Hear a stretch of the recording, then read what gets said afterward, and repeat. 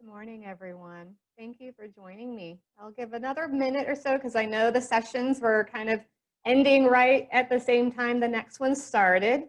But while we're waiting for a few others to join us, you can see behind me, I'm actually in the Naturalist Lab at the Indiana State Museum. So this is a really wonderful little space where you can explore and discover with your families. For little ones, we have lots of our specimens from our collection in here. We also have lots of manipulatives that kids can play and experiment with. So that's why I thought this would be a perfect place to be able to do our session today. So thank you for joining me.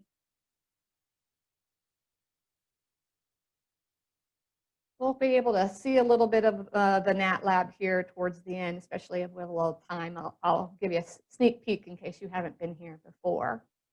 My name is Bethany. I am in the education department here at the Indiana State Museum, so thank you for joining me today. I'm going to talk a little bit about the museum in general. I'm going to show you a couple slides as well because we are also celebrating Indiana Day of Space today here at the Indiana State Museum. And so I wanted to highlight some of our artifacts that are in our Birth of the Earth gallery today, since we're talking about space today, which ties into our activity for this morning, which is moon craters. So I'm going to pop on over to the PowerPoint just so I can share with you a little bit about the museum and some of those artifacts in our galleries. And then I'll come back and we'll do an activity together. So thanks for joining me and be patient. I'll be right back. I'm going to make sure to share our screen with you so you can see all that I'm talking about.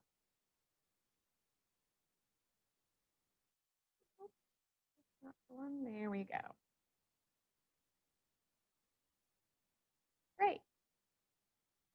So if you haven't been to the Indiana State Museum before, we are downtown Indianapolis, right along the canal. Our next door neighbor is the Idle Museum, and just down the way a little bit, the Indianapolis Zoo. So we're right down here, and we have a wonderful building that walks right out onto the canal. So it's a great location, and hopefully some of you have been to us before, and if you haven't, please come and visit us. If you aren't familiar, we are actually one of 12 sites across the state of Indiana. So this is a little map that shows you where some of the other sites are. So all the way in the northeast corner there with Jean Stratton Porter, her home in Rome City, as well as another location of hers, Limberlost in Geneva. So those are great nature spaces to go and visit. You can go inside the cabins that she lived, but also there's beautiful grounds and swamps.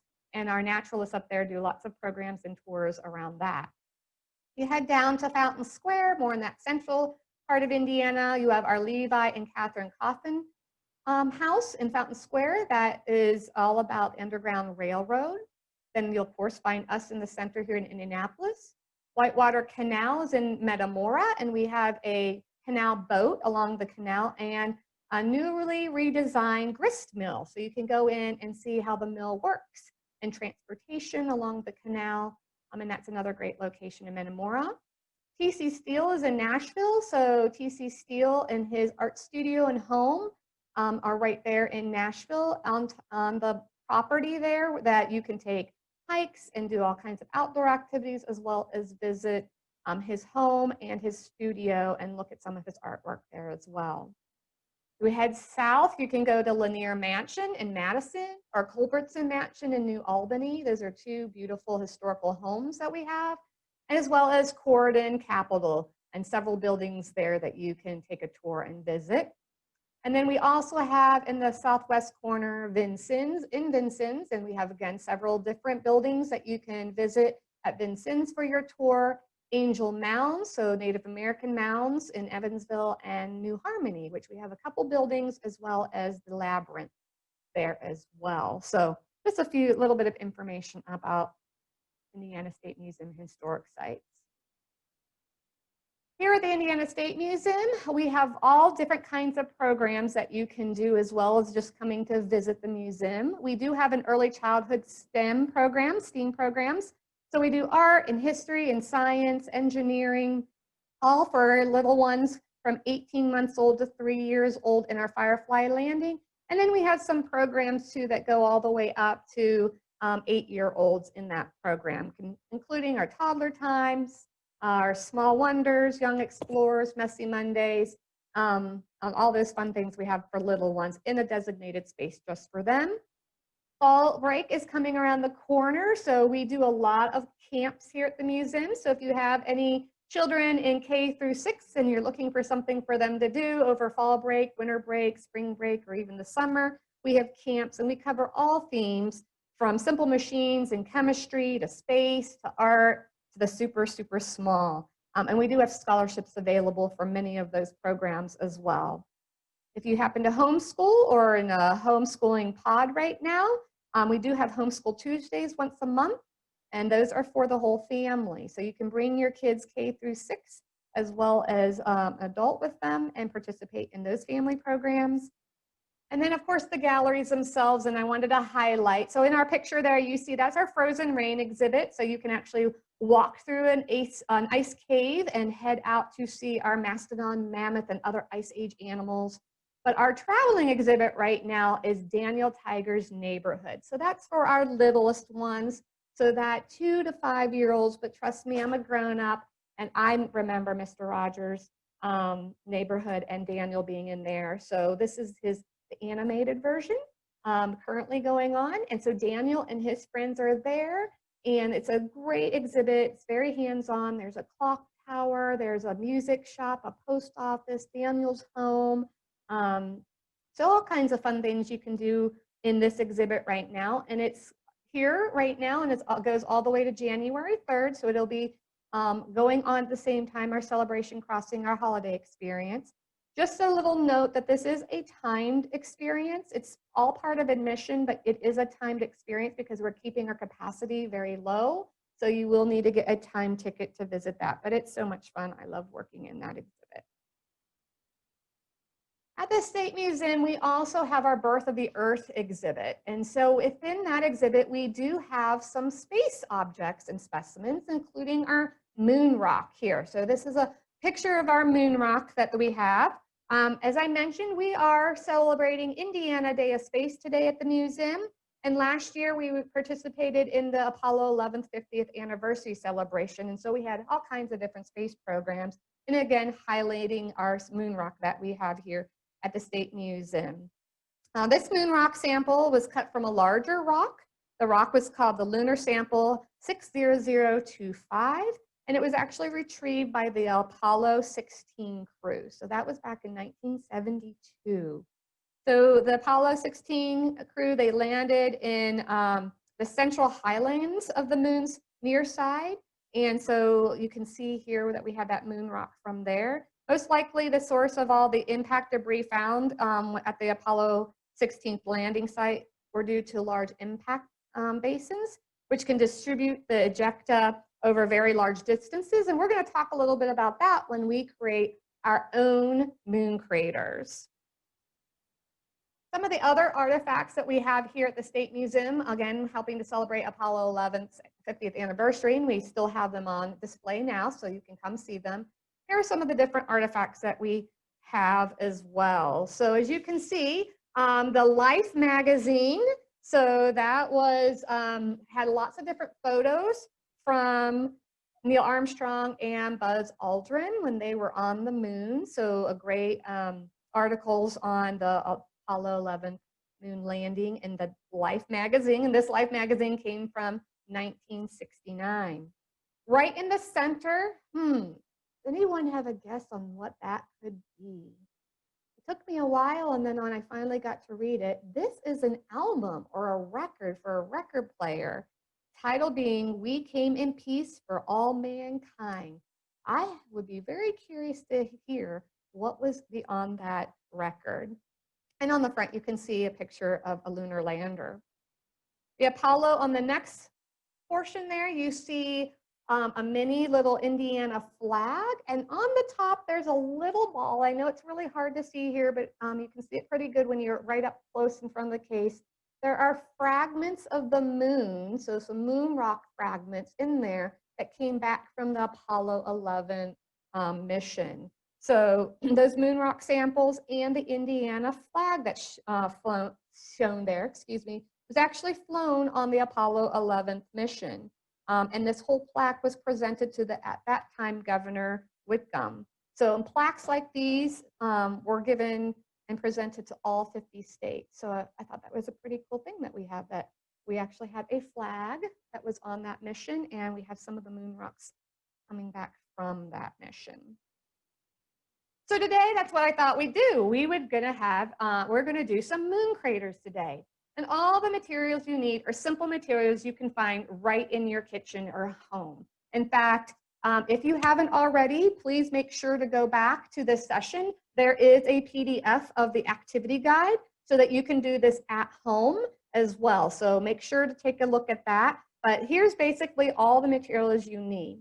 You need some kind of container, and that might be aluminum pie or cake pan. Maybe it's just a plastic container, just something to hold the materials in. Flour, but you can use other materials like sand or even baking soda, but we're going to use flour today. Some cocoa powder, so just the cocoa powder that we're going to sprinkle on top. We're going to use some rainbow sprinkles, so hopefully you have some of those maybe left over from making cupcakes or something at home. We suggest having some paper towels or some newspaper out as well. And then 2 to 4 small rocks or balls of different shapes and sizes. And we're going to show you the demonstration here in just a minute, so that way you can do it at home as well. But in my picture here, you can see this is an actual moon crater. This is an impact crater. And you can see how it looks like it has these rays that are coming out of it. They're called ejecta pattern rays. So when that meteorite or asteroid or space rock hits the moon, and it will eject some of the materials from the surface into these ray patterns. So that's something we're going to take a look when we make our own moon craters just in a minute. Here are also a couple samples of some meteorites, again, that we have here at the Indiana State Museum. So I thought, as we're talking about craters and that they can be formed by some meteorites, I thought I'd show you some of our meteorites here. So the big single one here is actually a meteorite that came from Arizona that we have in the collection here. And again, the birth of the Earth. So this is the same area where you're going to see the moon rock and those Apollo 11 artifacts. And the duo that you see in this picture are samples and fragments of larger meteorite that came and was discovered in Argentina. So we do have some meteorites as well in our collection. So we're going to go and we're going to go back to looking at how we can make our own moon craters. So, and again, using materials at home. And so impact craters are formed when an object like a meteorite or asteroid, just like I showed you those meteorites, strike the surface of a moon or a planet. And so some of these craters can be found all over the solar system, not just on our moon, but it can be found even on planet Earth. Did you know that we actually have some craters on planet Earth as well? So impact craters, they're formed by the transfer of energy, kinetic energy, from a meteorite, so something that's moving, a moving mass, to the planet, their stationary body. So when it impacts really hard, like I mentioned, it forms that pattern of the material that's sprayed out across space on the surface from that impact crater. So we're going to see if we can create our own moon craters. So going to give me just a second here, and I'm going to come back to a table and reset up and show you the materials we're going to use. And you're going to walk along with me, and we're going to make a moon crater. So come along and just give me a second here. I am going to shift my camera a little bit so that you can see me here. So I want to make sure you can see me pretty good. Oops, a little too far there. There we go. So on my table, you were going to see here some of those supplies that I mentioned in the PowerPoint as what you need. So we have a tin. So I'm just using a pie tin today. Pretty simple here. I have my container of flour, my cocoa powder, my sprinkles are right in here. And then I have a couple different things. I have a couple different balls. So I have a golf ball, And I have just a glass marble that I'm going to use. And then I actually have a couple different rocks of different sizes. So we're going to go ahead and make this little moon crater activity. So I'm just going to pour the flour into the pie pan here. And again, you can make it as thick or thin as you want. I like to make mine kind of thick because I want to see what happens to my craters, if I can make them deep craters or if they're going to be shallow craters, depending on the materials I'm using. So you can see that I have that pan of flour there. And then I'm going to sprinkle some cake sprinkles, some rainbow sprinkles. So, and this is going to act as some of the underlying rock material underneath the surface of the moon. Okay, so some of those different rocks. And then I'm going to have my cocoa powder here. And if you have a sifter at home or like a slotted spoon, you might want to use that. I just have a spoon today, so that's all I'm going to use. And I'm going to take my cocoa and I'm going to sprinkle it so that we're adding a layer, that top layer or that surface part of the moon all over my pie pan here. I want to make sure I'm covering the sprinkles and I have a nice thin coat of the cocoa covering everything. So this is again where like a sifter would be nice to sprinkle that on, but I'm doing just fine with just a spoon. So if that's all you have at home, that is perfectly fine too. So there you go. You can see there that I have my pie pan and it's covered. And again, we have the flour, we have the sprinkles are acting like the rock right underneath the surface, and the cocoa powder is basically the top surface. So now the fun part begins. This is when you get to experiment with different size objects. Again, I have a couple different balls that I'm going to be using and a couple different rocks. And this is where you're going to have fun to see what happens when you would drop one of these objects into your pan here, or thinking about a meteorite or an asteroid and how it's going to hit the surface of the moon. So what do you think?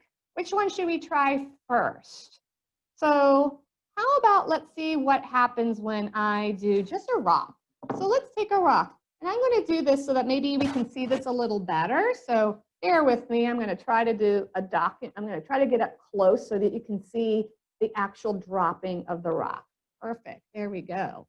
So I'm taking here my small rock, and I'm just going to drop it from the height where you can see me here. And believe it or not, I'm right over that. So I'm going to drop it in and we're going to see what happens. You see how some things, I have cocoa on my table now, some things spread around. I'm going to lift up my rock carefully and kind of see what's going to happen here. Let's see if I can even zoom in a little bit more so that you can see too. I know this is kind of hard to see, but like in my picture before I showed you, where we were looking at kind of those ejecta pattern rays. So here's that image. Remember that spray from the impact from the rock? You kind of see here, if you take a look, can you see I have a little bit of that white flour that's coming and spraying, and it's kind of a deep, and it kind of looks like the shape of my rock. So, but that wasn't very high, was it? So what do you think would happen if I took a different object and I dropped it in there? And maybe I dropped this at a different height. So let's take a look. I'm going to take this golf ball and